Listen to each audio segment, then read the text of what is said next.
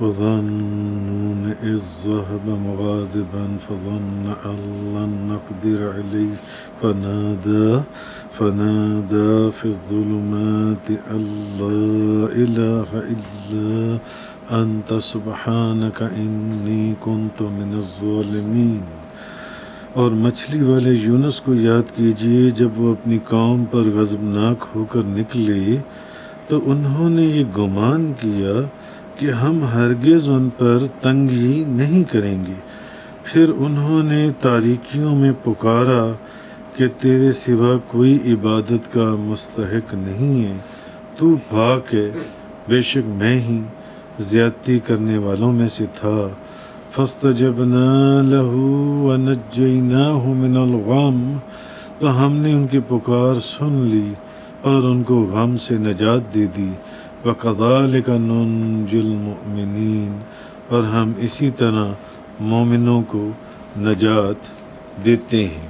تو پیچھے اس کے پہلے حصے میں اس بات کا بیان ہوا تھا کہ حضرت یونس علیہ السلام جو ہیں وہ کس طریقے سے جب ان کی قوم کے لوگوں نے ان کی بات نہیں مانی اور ان کی دعوت کو قبول نہیں کیا اور ان کی نصیحت بھی نہیں مانی اور وہ لوگ بدستور کفر کے اوپر قائم رہے، تو حضرت یونس علیہ السلام اپنی قوم کے علاقے سے آپ تشریف لے گئے اور آپ نے یہ سمجھا کہ یہ ہجرت جائز ہے، کیونکہ اس کی وجہ کفر اور کافروں کے ساتھ بغض اور اللہ کے لیے آپ کا غضبناک ہونا تھا اور غصے میں اس کیفیت میں آنا تھا۔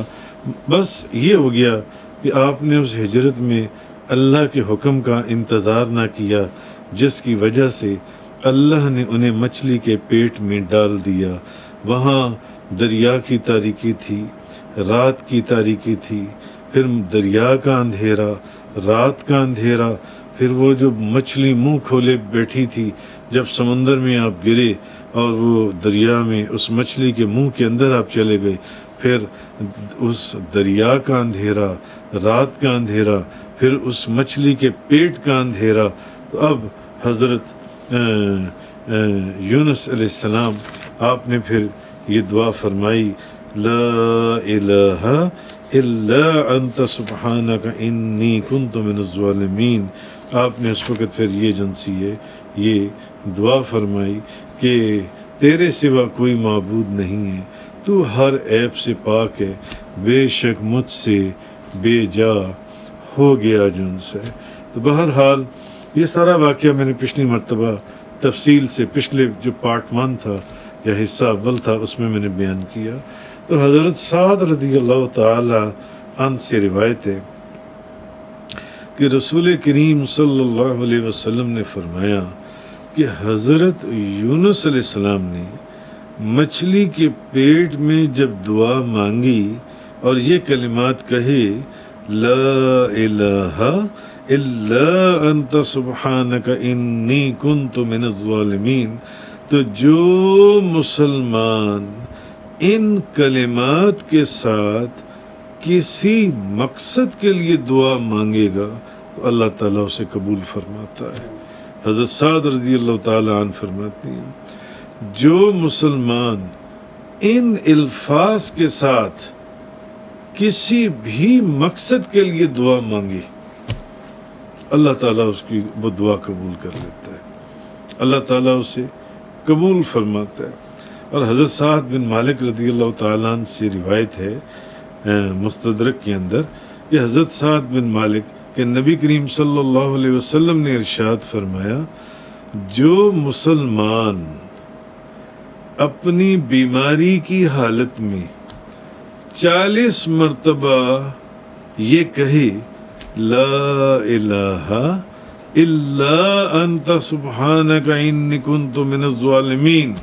اگر کوئی بندہ بیمار ہے، سخت بیمار ہے، کسی بیماری میں مبتلا ہے، نبی پاک صلی اللہ علیہ وسلم نے فرمایا جس نے 40 مرتبہ یہ کہا، لا الہ الا انت سبحانک انی کنت من الظالمین،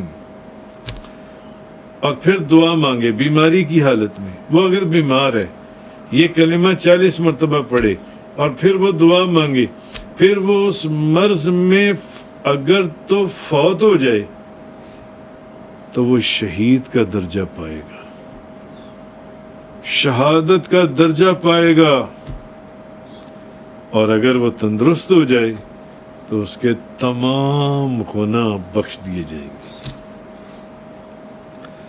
جو بندہ بیماری کی حالت میں 40 مرتبہ یہ کہے لا الہ الا انت سبحانک انی کنت من الظالمین،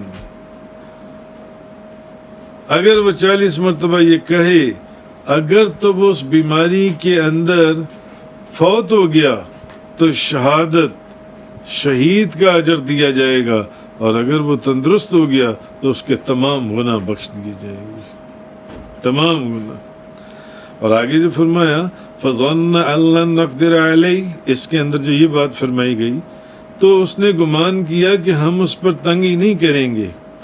امام فخر الدین رازی رحمۃ اللہ علیہ فرماتے ہیں جس شخص نے یہ گمان کیا کہ اللہ تعالیٰ عاجز ہے، وہ کچھ کر نہیں سکتا، وہ کافر ہے۔ جو بندہ یہ سمجھے، اور یہ ایسی بات ہے کہ کسی عام مومن کی طرف بھی اس بات کی نسبت کرنا جائز نہیں ہے، تو پھر انبیاء کرام علیہم الصلاۃ والسلام کی طرف یہ بات منسوب کرنا کس طرح جائز ہوگا کہ وہ اللہ تعالیٰ کو کہ ایک نبی ہو کر اللہ کو عاجز گمان کر رہے تھے؟ نہیں۔ کہ اللہ قدرت نہیں رکھتا؟ نہیں۔ کیا اللہ عاجز ہے؟ نہیں۔ اس آیت کے یہ معنی ہرگز نہیں ہے کہ حضرت یونس علیہ السلام نے یہ گمان کیا کہ اللہ تعالیٰ انہیں پکڑنے پر قادر نہیں ہے، نہیں، بلکہ اس آیت کا معنی یہ ہے کہ حضرت یونس علیہ السلام اس وقت یہ سمجھے کہ اللہ تعالیٰ ان پر تنگی نہیں فرمائے گا، اللہ تعالیٰ ان پر تنگی نہیں فرمائے گا۔ بہرحال بات چل رہی ہے اس دعا کی کہ یہ جو دعا لا الہ الا انت سبحانک انی کنت من الظالمین، یہ جو دعا ہے حضرت یونس علیہ السلام کی جو سی ہے، اس کے متعلق جو محدثین نے اور جو مفسرین نے انہوں نے جو کچھ لکھا اس دعا کے متعلق، تو جب آپ کو مچھلی نے نگل لیا تو اس وقت آپ نے اللہ کو ان مبارک الفاظ سے پکارا اور اپنی غلطی کا اعتراف کیا، اس چیز کا اعتراف کیا اور اس کی وحدانیت کا اقرار کیا، تو اللہ تعالیٰ نے آپ کی دعا کو اور آپ کی التجا کو قبول فرمایا، تو مچھلی نے آپ کو کنارے کے اوپر آ کر اگل دیا، اپنے منہ میں سے باہر نکال دیا۔ یہ کلمات اللہ کی بارگاہ میں اتنے مقبول ہوئے کہ فرمایا ہم اہل ایمان کو غم و اندوہ کے اندھیروں سے یوں ہی نجات دیتے ہیں۔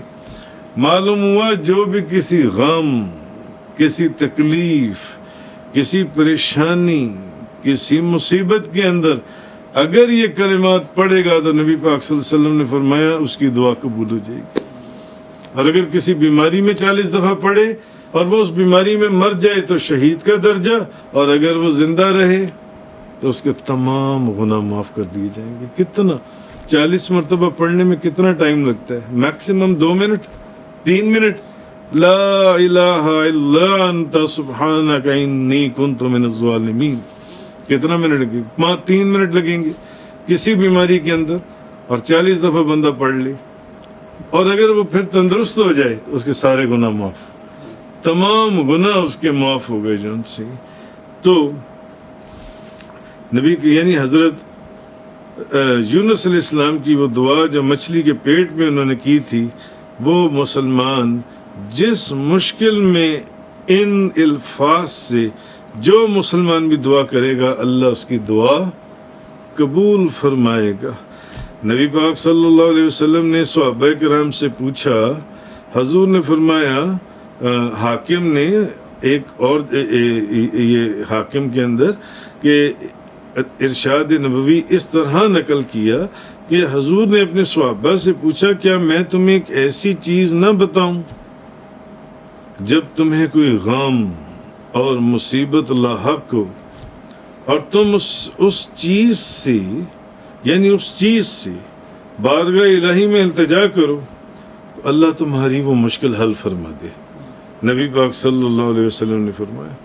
صحابہ نے عرض کیا کہ اے اللہ کے رسول ضرور ارشاد فرمائیے، ایسی کیا چیز ہے کہ جس چیز کے ساتھ دعا فرمائی جائے تو وہ اللہ تعالیٰ کی بارگاہ میں قبول ہو جائے؟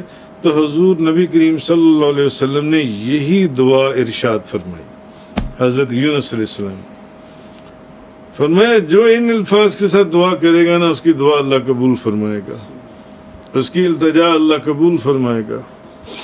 حضرت شاہ عبدالعزیز محدث دہلوی نے اپنے والد بزرگوار شاہ ولی اللہ محدث دہلوی سے قضائے حاجات کے لیے نفل پڑھنا بیان فرمایا، تو وہ فرماتے ہیں کہ مجھے میرے والد اور مرشد کریم نے اجازت فرمائی ہے کہ جب کوئی بہت مشکل حاجات کا سامنا ہو، یعنی کہ کسی بہت بڑی تکلیف، پریشانی، مصیبت، تنگی، ایسی حاجات کا سامنا ہو تو 4 رکعتیں پڑھے۔ کتنی رکعتیں پڑھے؟ 4۔ پہلی رکعت میں سورۃ فاتحہ کے بعد 100 مرتبہ پڑھنا ہے، لا الہ الا انت سبحانک انی کنت من الظالمین فاستجبنا له ونجیناہ من الغم وکذالک ننجی المؤمنین۔ 100 مرتبہ یہ پڑھنا ہے۔ دوسری رکعت میں سورۃ فاتحہ کے بعد رب انی مسنی الضر وانت ارحم الراحمین 100 مرتبہ پڑھنا ہے۔ تیسری رکعت میں سورۃ فاتحہ کے بعد وَأُفَوِّضُ أَمْرِي إِلَى اللَّهِ إِنَّ اللَّهَ بَصِيرٌ بِالْعِبَادِ یہ 100 مرتبہ پڑھنا ہے۔ اور چوتھی رکعت میں سورۃ فاتحہ کے بعد قَالُوا حَسْبُنَا اللَّهُ وَنِعْمَ الْوَكِيلُ یہ 100 مرتبہ پڑھنا ہے۔ یعنی یہ چاروں کلمات پہلی رکعت میں، دوسری رکعت میں، تیسری، پہلی رکعت میں پہلا کلمہ جو بتایا، دوسری رکعت میں دوسرا، تیسری میں تیسرا، چوتھی میں چوتھا۔ پہلی میں لا الہ الا انت سبحانک انی کنت من الظالمین فاستجبنا له ونجیناہ من الغم وکذالک ننجی المؤمنین۔ دوسری رکعت میں سورۃ فاتحہ کے بعد رب انی مسنی الضر وانت ارحم الراحمین۔ تیسری رکعت میں وفوض امری الی اللہ ان اللہ بصیر بالعباد۔ اور چوتھی رکعت میں سورۃ فاتحہ کے بعد 100 مرتبہ حسبنا اللہ ونعم الوکیل۔ یہ آپ نے 4 رکعتوں میں پڑھنا ہے، 4 رکعتوں میں۔ پھر سلام پھیر کر تو 100 مرتبہ بندہ یہ کہے رب انی مغلوب فانتصر۔ حضرت شاہ عبدالعزیز محدث دہلوی آپ فرماتی ہیں کہ حضرت امام جعفر صادق نے ارشاد فرمایا کہ یہ 4 آیتیں اسم اعظم ہیں، ان کے وسیلے سے جو سوال کیا جائے گا وہ، اور جو دعا کی جائے گی، جو سوال کیا جائے۔ امام جعفر صادق فرماتے ہیں، امام جعفر صادق کے حوالے سے شاہ عبدالعزیز محدث دہلوی فرماتے ہیں کہ یہ 4 اسم اعظم ہیں، یہ 4 آیتیں، اور ان کے وسیلے سے جو ان سے وہ فرماتے ہیں جو سوال کیا جائے اللہ کی بارگاہ میں اور جو دعا کی جائے وہ قبول ہو جاتی ہے۔ وآخر دعوانا ان الحمدللہ رب العالمین۔ تفسیر قرآن کا یہ لیکچر انگلش میں سننے کے لیے براہ کرم ڈسکرپشن میں موجود لنک پر کلک کریں۔